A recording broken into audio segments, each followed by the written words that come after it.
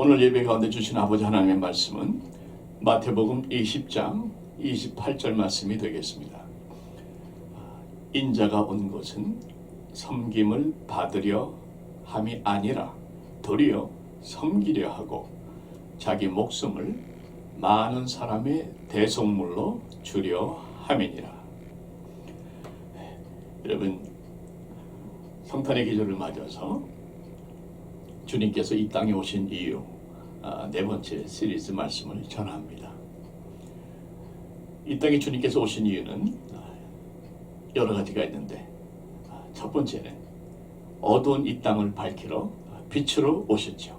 빛으로 오신 예수님입니다. 그래서 어두운 세상을 밝히러 오셨고, 또 우리 자신의 어두운 영혼을 밝히러 오셨습니다. 그래서 우리의 마음이 어두워질 때마다 우리는 늘 외칩니다. 하나님은 빛이시니 나에게는 어두움이 조금도 없느니라. 아멘. 두 번째로 주님께서는 이 땅에 멸하러 오셨습니다. 죄의 권세를 멸하고 마귀의 일을 멸하러 오셨습니다.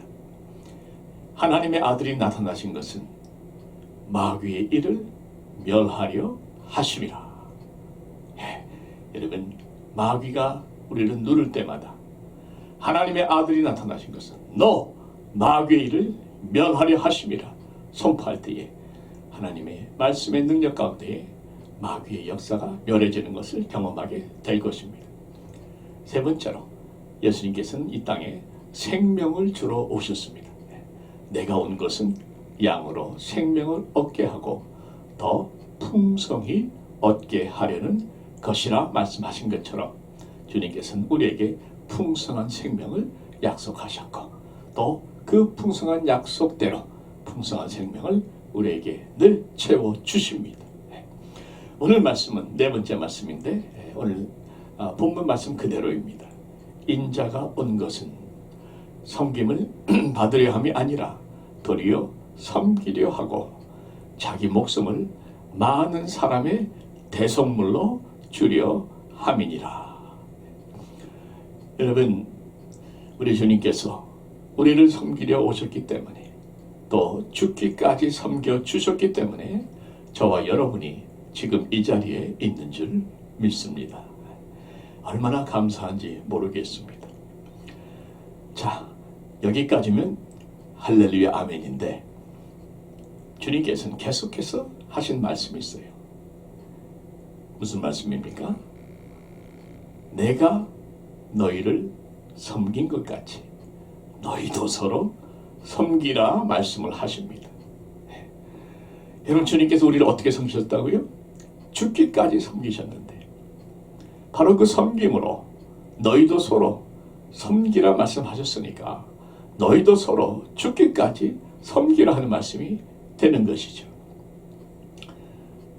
아멘이 나오기가 상당히 부담스러운, 딱 목에까지는 진리고 주님의 말씀이니까 아멘이긴 한데 막상 목에서 걸리는 아멘 같은 그런 느낌이 듭니다. 저를 포함해서. 왜냐하면 섬긴다는 게 결코 쉬운 것이 아닌 것을 우리가 알기 때문에 그렇습니다. 섬기는 자를 낮게 보는 세상 아닙니까? 섬긴다, 종이 된다, 무시하고 멸시하고 밟으려는 세상인데 왜 꼭 그렇게 섬겨야 되는가? 어떻게 그렇게 섬길 수 있는가? 오늘 함께 섬김에 대한 말씀을 나눠봅니다. 오늘 본문은 우리 주님께서 십자가를 지시기 위해서 예루살렘으로 올라가시면서 제자들에게 하신 말씀으로 시작합니다.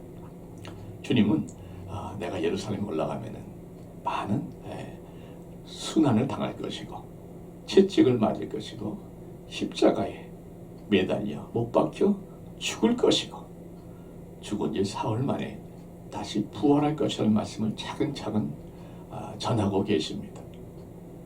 끔찍한 사건이죠. 또 엄청난 인류 역사를 바꾼 온 인류가 구원을 받는 그러한 위대한 사건이죠. 그런데 이 말씀을 듣고 있었던 제자들끼리 서로 다툼이 일어납니다. 자리 다툼입니다. 누가 예수님 오른편에 앉고 누가 예수님 왼편에 앉을 것이냐. 자리 다툼. 서로 키재기. 누가 더 크냐? 누가 더 세냐? 이 싸움하고 있는 거죠. 예수님은 지금 십자가의 복음을 눈앞에 두고 십자가의 그 비극과 고난과 또 십자가의 엄청난 그 끔찍하고도 꼭 겪어야만 하는 이 순환을 말씀하고 계시는데 제자들은 자기 자리 챙기느라고 정신이 없습니다. 어떻게 그럴 수가 있는가. 참으로 기가 막힌 참 인간답지 않은 인간으로 보이고 있습니다만은 남의 얘기가 아닌가 또한 우리가 생각할 필요가 있죠. 십자가를 본당에 크게 걸어놓고 그 밑에서 회의한답시고 고성이 오고 가고 언질이 오고 가고 서로 간에 갈등과 당파와 미움이 생긴 교회가 혹시 우리 교회는 아닌가 돌이켜보지 않을 수 없습니다. 십자가를 안방에 크게 걸어놓고 그 가정에서 부부끼리 부부와 자녀들이 서로 간에 갈등을 빚고 큰 소리가 나고 다투고 그런 역사는 없었는가 우리가 돌아보지 않을 수 없습니다. 그때의 그 제자들의 모습을 보시면서 하신 주님의 말씀이 바로 오늘 본문의 말씀입니다. 너희 중에 누구든지 으뜸이 되고자 하는 자는 너희의 종이 되어야 하리라. 으뜸이 되고자 하려면 종이 되라. 또 섬김을 받으려 하지 말고 섬겨라. 바로 그것이 인자가 이 땅에 온 이유이다. 여러분, 이게 왜 우리에게는 힘듭니까? 섬김이란 자체가 힘들기 때문에 그렇습니다. 요즘 세상에 누가 손해보고 섬기려고 합니까? 솔직히 얘기합시다. 철저하게 계산하고 따지는 시대 아닙니까? 무엇이 손해이고 무엇이 내게 유익이고 늘 계산하며 사는 것이 우리들 아닙니까? 얼마나 예민한지 몰라요. 오죽하면 마스크 쓰는 것은 내 인권을 침해하는 것이라고 마스크 안 쓰겠다고 데모하는 사람도 자기 손해보지 않겠다는 얘기 아닙니까? 여러분, 손해보는 건 어떻게 하든지 싸워서 받아내려고 하는 것이 세상에서 살아가는 방법이죠. 그래서 손해보는 사람들은 굉장히 무시당합니다. 우습게 취급당합니다. 세상 사는 법을 모른다고들 얘기를 합니다. 그게 요즘 세상 사는 분위기 아닙니까?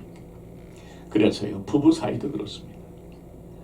나는 당신한테 이만큼 줬는데 왜 당신은 나한테 요만큼 주느냐? 계산이 안 맞는다는 거죠. 내가 손해봤다는 겁니다. 그런데 문제가 뭐냐? 상대방은 또 상대방대로 그게 아니고 내가 이만큼 줬고 당신이 요만큼 주지 않았냐? 이러니까 싸움이 답이 없는 거죠. 여러분, 나의 계산법하고 상대방의 계산법이 달라버리니까 아무리 계산을 해도 맞지가 않는 겁니다. 답이 없는 거예요. 나는 배려했는데 상대방은 배려받지 않았다는 겁니다. 나는 굉장히 멸시당했는데 상대방은 전혀 그런 기억이 없다는 거예요. 서로 말이 맞아야, 앞뒤가 딱딱 계산이 맞아야 뭐가 문제가 해결이 될 텐데 안 맞아요.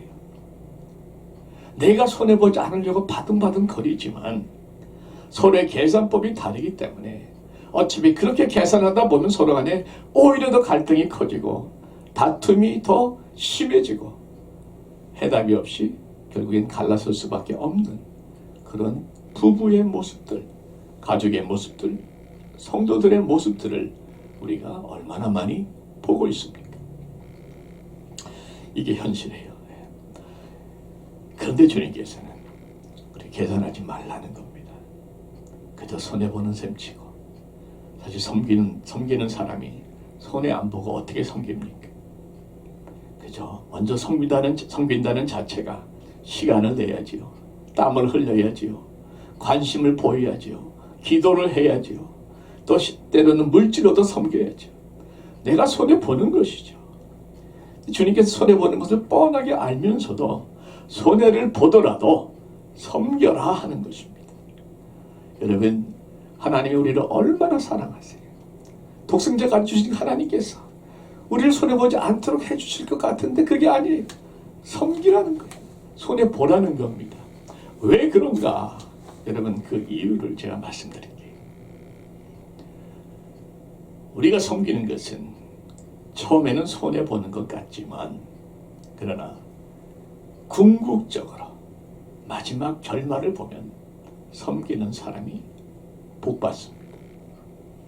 섬기는 사람이 손해가 아닌 훨씬 더 풍성함을 누립니다. 손해보는 것이 아니라 오히려 더 복의 복을 누리기 때문에 하나님께서 손해보는 것 같아도 섬기라고 말씀하고 계시다는 것입니다. 여러분, 남을 섬기는 것이 나를 행복하게 합니다. 아멘. 사실 성경에 보면요, 이 역설적인 말씀들이 참 많습니다. 이 역설적이라는 단어는 이 성경 사전을 찾아보면 역설적이라는 단어의 뜻은 이렇습니다. 어떤 주장이나 이론이 겉보기에는 모순되는 것 같으나 그 속에 중요한 진리가 함축되어 있다는 의미이다. 겉으로 보기에는 잘못된 것 같은데 그 안에 숨겨진 진리가 있는 경우가 있는 것이죠. 예를 들면 소리 없는 아우성, 사전에 나오는 거예요. 소리 없는 아우성. 모순이죠. 소리가 없는데 어떻게 아우성 칩니까? 그런데 뭔가 그 안에 의미가 담겨져 있는 거 아니겠습니까? 이게 역설적인 표현입니다. 고난 당한 것이 내게 유익이라. 역설이죠. 고난이 어떻게 유익입니까? 여러분, 고난 겪고 있는 사람한테 이 말 해보십시오. 뺨 맞습니다. 그런데 이 고난을 통과하고 고난의 연단을 통해서 본인이 더 성숙해지고 훈련을 받은 사람은 그 말씀에 고개를 끄덕입니다. 역설을 이해를 합니다. 그러므로 도리어 크게 기뻐함으로 나의 여러 약한 것들에 대하여 자랑하리니.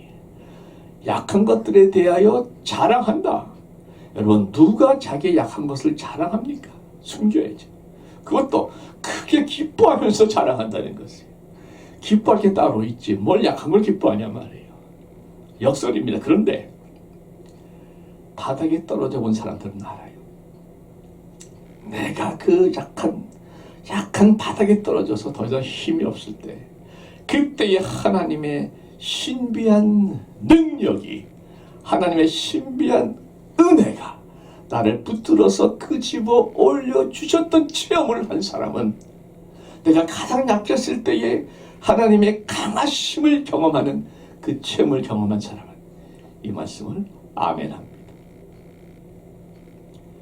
주는 것이 받는 것보다 복이 있다. 주님이 하신 말씀이에요. 여러분, 그래서 저는 주는 것보다 받는 것이 더 좋습니다. 지금도 받으면 좋아요. 줄 때는, 저도 주는 걸 좋아하긴 하지만 줄 때는 지금도 아까워요. 억지로 줄 때가 많습니다. 그런데 가난한 자에게 베푸는 것은 여호와께 구워주는 것이라 하는 말씀을 읽다 보면, 내가 저분을 돕는 것이 하나님께 구워주는 것이구나, 이 생각을 하다 보니까 주는 것을 기쁘게 줄 수가 있는 것이죠. 심는 대로 거두는구나 생각을 하니까 내가 이 섬김을 심으면 더 풍성한 것으로 거둘 수 있다는 그런 마음의 확신이 오니까 주는 것이 받는 것보다 복이 있다는 말씀도 이해가 되는 것이죠. 너희 중에 누구든지 크고자 하는 자는 섬기는 자가 되고 으뜸이 되고자 하는 자는 모든 사람의 종이 되어야 하리라. 누가 종이 되려고 합니까? 요즘에 말이 되냐 말이야. 다들 으뜸이 되려고 바등바등 하죠. 그런데 으뜸이 되고자 하는 사람에게 종이 되란 말씀, 여러분, 이건 어떻게 우리가 받아들여야 됩니까? 거기에 대한 답을 제가 제시해 드리기를 원합니다. 신명기에 보시면 이런 말씀이 있습니다. 신명 10장 18절부터 19절 사이에 제가 읽어드릴게요. 고아와 과부를 위하여 정의를 행하시며 나그네를 사랑하여 그에게 떡과 옷을 주시나니 너희는 나그네를 사랑하라. 하나님께서 고아와 과부와 나그네를 돌봐주신다는, 떡과 입을 주시고 돌봐주시는데 너희도 그런 것처럼 나그네와 고아와 과부를 너희도 그렇게 돌봐주라 하는 말씀이죠. 그 명령이요 계명입니다. 그런데 그 명령과 계명을 주신 이유가 무엇인가? 그 이유가 뭐라고 13절에 나와요. 신명기 10장 13절 말씀에 뭐라고 나오냐면은 돌보라 섬기라는 계명을 주시면서 13절 이렇게 말씀합니다. 내가 오늘 너의 행복을 위하여 내게 명하는 여호와의 명령과 규례를 지킬 것이 아니냐. 그러니까 너가 고아와 과부 나그네를 사랑하고 섬기고 떡과 옷을 주라 명령한 이유는 바로 그 명령을 지킴으로 말미암아 너가 행복해질 것을 내가 알기 때문에 내가 행복하라고 섬기라고 명령을 했다는 말씀이죠. 그러니까 결국에는 나의 행복을 위하여 섬기라 하는 것입니다. 하나님께서 섬기는 자들은 행복하게 해 주신다 하는 말씀이 되는 것입니다. 이걸 조금 더 정확히 말씀드리자면 하나님은 섬기는 자를 섬겨주신다 하는 생각을 해봅니다. 한번 따라해 봅시다. 하나님은 섬기는 자를 섬겨주신다. 아멘. 여러분, 그래서 구체적으로 어떻게 하나님께서 그러면 섬기는 자를 행복하게 해주시고 섬긴다 하는데 어떤 행복을 주시나? 어떤 행복을 주시나? 첫째는요, 여러분, 우리는 섬김을 통해서 어떤 복을 받는가? 첫째는 섬김을 통해서 주님을 닮아가는 복을 받습니다. 내 평생의 소원, 내 평생의 소원, 주님을 닮아가는 것. 내 평생의 소원, 예수와 같이 되는 것, 내 평생의 소원. 여러분, 이 소원이 이루어지는 겁니다. 섬기다 보면요, 섬기다 보면 이 땅에 섬기러 오셨고 우리를 죽기까지 섬겨주신 주님의 마음이 조금씩 이해가 됩니다. 섬기는 게 힘들잖아요. 섬기다 보면 주님께서 정말 얼마나 힘드셨을까 섬기시느라고 이게 이해가 돼요. 주님의 마음이 깨달아진다는 말씀이죠. 나아가서 주님께서 나를 정말 이렇게 섬겨주셨구나 하는 그 기억이, 은혜의 기억이 자꾸 회복이 되면서 내 마음속에 섬겨주신 그 은혜가 감사하다 하는 마음이 늘 촉촉하게 적십니다. 내가 섬기다 보니까 주님의 섬김이 잊혀지지가 않고 늘 기억이 나는 것이죠. 하나 더 나아가서 우리가 섬기다 보면요, 주님께서 가만 그냥 내버려 두지 않습니다. 도와주세요. 같이 일해주세요. 여러분, 같이 일하는 사람은 가까워지는 줄 믿습니다. 그러니까 주님께서 나와 같이 섬김의 일을 동참해 주시니까 주님과 가까워진단 말이죠. 가까워지다 보면 닮는 거 아닙니까? 그러니까 섬기면서 주님의 마음을 깨닫게 되고, 섬기다 보니까 늘 주님의 은혜가, 섬김의 은혜가 기억이 나고 감사가 되고, 더 나아가서 같이 주님과 섬기다 보니까 주님과 가까워지고, 그러다 보니까 점점 주님을 닮아가는 성품이 된다 하는 말씀입니다. 할렐루야. 여러분, 주님을 닮는다는 것 성품이 성숙한 것을 말하는데요, 성숙한 사람과 미숙한 사람의 차이가 있다면 이런 것이 있죠. 여러분, 이런 예가 있을 것 같아요. 미숙한 사람은 늘 초점이 어디에 있는가? 누가 나를 섬겨줄까? 이게 초점입니다. 누가 나의 필요를 채워줄까? 누가 그분의 필요를 100% 채워줄 수 있습니까? 그러니까 늘 마음속에 불만이 있는 거예요. 불평이 있고 만족이 없는 겁니다. 그런데 성숙한 사람은 어떤 사람인가? 내가 누구의 필요를 채워줄까? 이게 성숙한 사람. 그러니까 다른 사람 필요를 채워주는 데 초점이 있다 보니까 자기는 불만이 없는 거예요. 네. 그래서 여러분, 이런 좋아하는 것하고 사랑하는 것하고 어떻게 다른가, 이런 이야기가 있습니다. 그러니까 미숙한 사람은 좋아하고 성숙한 사람은 이제 성경적인 사랑을 한다, 이렇게 표현을 하는데, 미숙한 사람이 좋아하는 것은 어떤 것인가? 미숙한 사람이 좋아하는 것은 내가 너를 좋아하면 내가 기뻐지기 때문에 좋아하는 거죠. 내가 기뻐지니까 너를 좋아하는 거예요. 초점은 내가 기뻐지는 겁니다. 그러니까 좋아하는 거예요. 좋아하면 내가 기뻐지고, 내가 기뻐지니까 좋아하고, 초점이 나예요. 성숙한 사람은 어떤 사람입니까? 내가 사랑하면 상대방이 기뻐합니다. 그 기쁨을 보는 것이 나의 기쁨이 되는 겁니다. 상대방이 행복한 것을 볼 때에 내가 행복을 느끼는 것, 이건 성숙한 사랑입니다. 어느 쪽이 더 만족스럽겠습니까? 내가 기쁘기 원하는 사람은 계산합니다. 손해보면 기쁨이 없어요. 성숙한 사람은 상대방이 기쁘면 좋으니까 계산할 게 없는 겁니다. 그저 좋습니다. 그저 기쁩니다. 어느 쪽이 더 행복합니까? 우리는 섬김을 통해서 주님을 닮아갑니다. 성숙해집니다. 그러므로 우리는 갈등 대신에 더욱 행복한 시간을 누리고, 계산하는 대신에 늘 마음속에 만족이 대신 채워지고 있습니다. 남을 섬기는 것은 나를 행복하게 만들 수 있습니다. 한 가지 더, 섬김의 축복은 무엇인가?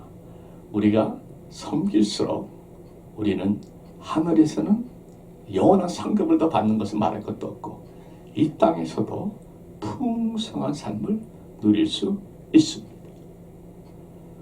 울며 씨를 뿌리러 나가는 자는 반드시 기쁨으로 그 곡식단을 가지고 돌아오리라. 울며 씨를 뿌리는 자는 기쁨으로 단을 거두리로다.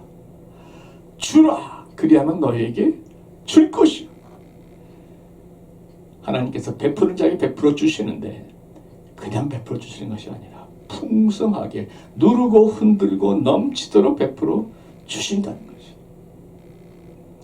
베푸는 자가 복이 있는 이유는 베푸는 것보다 훨씬 더 풍성하게 하나님이 베풀어 주시기 때문에 그렇습니다. 저희 교회가 미약하지만 그 나름대로 선교와 구제에 대해서 참 애를 많이 쓰고 있는 교회라고 생각을 합니다. 제가 그 선교 구제에 대해서 참 어떤 확신이 있는 것은, 최선을 다하고 싶은 이유가 있는 것은, 꽤 오래전입니다만은 우리 교회에서 상황이 좀 어려워져가지고 선교 구제비를 줄이기로 했습니다. 줄이기로 했는데, 선교 구제비를 줄여서 그 돈을 다른 곳에다 쓰면 계산상으로는 맞거든요. 예산이 있고 다 이 통계가 있으니까. 그래서 그렇게 하기로 했는데, 선교 구제비가 주니까 전체적으로 교회가 다 줄어버리는 거예요. 헌금이 줄어버리는 겁니다. 그때 제가 깨달은 것이 있습니다. 하나님께서는 선교와 구제를 그렇게 기뻐하시는구나. 그래서 선교와 구제는 건들지를 않고 최대한 하나님께 드리는 것이 우리 교회가 부흥하고 재정적으로 어려움이 없을 수 있는 비결이구나 깨달았습니다. 그래서 금년에도 우리가 이렇게 저렇게 또 캄보디아에도 또 멕시코에도 사랑의 쌀도 보내고 도움을 주고 있습니다만, 여러분 협조해 주셔서 감사합니다. 하나님께서 베푸는 자들은 책임지시고 채워주시는 것, 우리 교회 22년 동안에 많이 경험했습니다. 여러분, 제가 아는 김우신 목사님, 한국의 치유하는 교회 담임 목사님이신데, 김우신 목사님의 아버님, 장로님이셨죠. 지금 돌아가셨습니다만 아버님의 간증이 참 아름다운 이야기가 있어서 제가 좀 나눠드리고 싶습니다. 김 목사님의 아버님은 아주 그 일제시대 때 산골에서 태어나셨는데 초등학교를 졸업하고요. 집에 논밭도 없고 농사할 뭐가 없으니까 한번 잘 살아보겠다고 산골에서 그냥 튀어나와가지고요. 도시로 들어갔습니다. 도시에 그때는 군이었죠. 근데 그 당시가 일제시대 지나 해방이 되고 막 이러면서 너무나 살기가 힘들었답니다. 그래서 그냥 며칠을 그냥 헤매고 먹지도 못하고 제대로 자지도 못하고 거의 그냥 거지꼴이 돼서 다니다가 어느 날 밤에 이 건물에 녹색 십자가가 있는 걸 봤다는 거예요. 그게 아마 병원입니까? 한국에서 녹색 십자가는 병원입니까? 약국입니까? 모르겠습니다. 그 녹색 십자가를 보고 이분이 무조건 들어간 거예요. 그래서 그 병원에 원장님을 만나가지고 하소연을 한 겁니다. 좀 거둬주십시오. 먹여주시고 제어만 주시면 뭐든지 하겠습니다. 그 원장님이 그 분을 기꺼이 받아주셨어요. 한 가지 조건은 당장 다음 주부터 나하고 교회를 나가야 된다. 교회를 나가야 된다. 알고 보니까 그분이 그 군에서 가장 큰 교회의 장로님이셨습니다. 그래서 그 김우신 목사님 아버님께서 기꺼이 교회를 다니면서 열심히 이제 허드렛 일을 한 거죠. 하다 보니까 너무 열심히 하니까 원장님 눈에 들은 겁니다. 그래서 원장님이 그분을 공부를 시킵니다. 그리고 약제사 시험까지 보게 해줍니다. 여러분, 그 시골에서 초등학교 졸업한 사람을 어떻게 하셨는지 이 약제사 시험을 보게 했는데 그때 전체 도에서 2,000명이 응시를 했는데 18명을 뽑았답니다. 그러니 100대 1이 넘는 경쟁, 치열한 경쟁인데 이분이 기도 많이 하고 시험을 봤는데 붙은 겁니다. 이분이 그 시험에 붙고 나서 펑펑 우셨대요. 이제는 우리 어머니, 아버지, 우리 형제들 다 먹고 살 수 있는 길이 열렸다. 그래서 많이 감사했고 우셨고 또 원장님께서 다 배려해 주셔서 가까운 동네에 이제 약국을 차린 거죠. 약국을 차렸는데 그 동네에 그 교회가 없었답니다. 그래서 개척교회를 또 이분이 세운 겁니다. 하나님 너무 감사해서 교회를 세우고 전도사님 모시고 개척을 시작했는데 개척교회 일꾼이 없잖아요. 이분이 약국하다가 교회만 문제가 터지면 또 가서 몸으로 때우고 문제 해결해주고 다시 약국에 가서 또 장사하고 이렇게 그냥 왔다 갔다 교회랑 약국이랑 왔다 갔다 하면서 사셨는데 하나님이 축복해 주셔서 그 약국이 그렇게 잘 된 겁니다. 날이 갈수록 교회가 교회는 교회대로 잘 되고 약국은 약국대로 잘 되고 이 하루는 원장님이 부르셔가지고 자네 내 딸을 어떻게 생각하나. 그래서 그 김우신 목사님 아버님께서 그 원장님의 딸하고 결혼을 하게 됩니다. 원장님의 사위가 된 거죠. 그래서 가족들 다 초대해가지고 이제 다 자리 잡고 그러면서 신앙생활을 열심히 하셨는데 그 가정에 가훈이 있습니다. 하나님 중심, 말씀 중심, 교회 중심 이 세 가지 가훈을 가지고 철저하게 지키셨다는 거예요. 그래서 김 목사님은 어려서부터 한 번도 주일날 다른 학교에서 어디 와라 무슨 일이 행사가 있다 한 번도 못 갔답니다. 매주 철저하게 주일 예배 꼭 지켰고 또 우리 장로님께서 얼마나 헌금이랑 열심히 하셨는지 교회를 열심히 하셨는지 11조를 말할 것도 없고 그 시골 교회가 건축을 자꾸 부흥을 하니까 건축을 3번을 했는데 3번 할 때마다 건축 대지를 다 장로님이 사셨고 건축 헌금을 모으는데 시골 사람들이 돈이 별로 없잖아요. 헌금 다 하시고 모자라는 액수는 제가 채우겠습니다 해서 3번 다 약 70% 정도의 총 건축 헌금을 이 장로님께서 다 부담하신 겁니다. 또 종종 신방을 다니셨는데 가난한 집에 가시면 꼭 나오실 때마다 노란 봉투를 이부자리에다가 이렇게 싹 집어넣고 나오신다는 거죠. 그렇게 몰래 많은 사람들을 구제를 하셨는데 하나님께서 그렇게 열심히 교회 섬기고 하나님께 드리고 하나님의 자녀들을 섬기니까 하나님께서 이 땅에서도 큰 복을 주셨는데 첫째는 장수의 복을 주셨고요. 더 물질의 복을 주셨고요. 무엇보다도 자녀들의 복을 주셔서 그 그 목사님 가정, 그 친지가 그 아버님의 형제분 다 포함해서요. 장로님만 7분, 권사님이 5분, 목사님이 1분, 집사님들은 계속 너무나 많고 다들 신앙생활을 열심히 잘하는 복을 주셨습니다. 세상적으로도 그 집을 보니까 전부 셋 중에 하나예요. 약사 아니면 의사 아니면 교수입니다. 다 잘 나가는 안정된 직업을 가지고 복된 삶을 살고 있는 것이죠. 김 목사님들 말씀하시는 것이 아버님, 어머님의 그 신앙의 본으로 인해서 우리가 지금 잘 되고 있다는 것을 다 가족들이 그렇게 고백하고 또 믿고 있다 하는 것입니다. 여러분, 저도 믿습니다. 최선을 다해서 하나님을 섬기고 하나님의 교회를 섬기고 하나님의 자녀들을 섬길 때에 하나님께서 복을 주시는데 본인에게만 주시는 것이 아니라 그 자녀들에게도 믿음의 복, 물질의 복, 그의 모든 형통의 복도 함께 주신다 하는 것입니다. 여러분,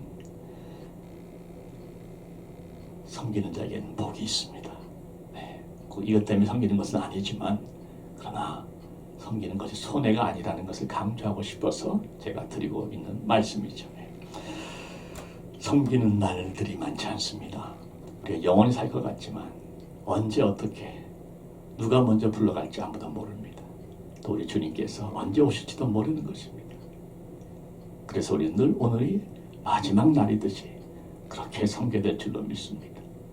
여러분, 나머지 여생 그렇게 최선을 다해서 하나님 중심, 말씀 중심, 교회 중심으로 섬기실 때에 여러분의 여생과 또 여러분의 자녀들에게 형통의 복이 반드시 임할 줄 믿습니다. 섬김은 결코 손해가 아닙니다. 섬김이야말로 진정한 복 중의 복인 줄 믿습니다. 기도하겠습니다. 섬기는 자가 복이 있음을 믿게 하시니 감사합니다. 섬김은 우리를 성숙하게 하고 주님을 닮게 하시는 줄 믿습니다. 눈물을 흘리며 섬김의 씨를 뿌리는 자는 기쁨의 단을 거둘 줄 믿습니다. 이 땅에서도 흔들어 넘치도록 풍성히 거둘 줄 믿습니다. 하늘에서 기쁨의 상급 영원토록 누리게 하여 주옵소서. 우리 이 나머지 여생 우리 모두 그렇게 섬기며 감당케 하여 주시옵소서. 이제는 우리 구주 예수 그리스도의 은혜와 아버지 하나님의 사랑과 성령님의 감화 교통 충만하심이 섬기는 자가 복이 있음을 믿고 눈물을 흘리며 섬김의 씨를 뿌리는 자는 이 땅에서도 기쁨의 단을 거두고 하늘에서도 기쁨의 상급을 거둘 줄 믿고 나머지 여생 우리를 섬기러 오신 주님의 본을 받아서 그렇게 주님처럼 섬기기로 결단하며 돌아가는 하나님의 자녀들 머리 위에 저들의 자녀들 위에 또한 온 세계의 최전방에서 최선을 다해 섬기고 계시는 모든 선교사님들과 의료진들 위에 이제로부터 영원토록 함께 계시오기를 간절히 축원하옵나이다. 아멘.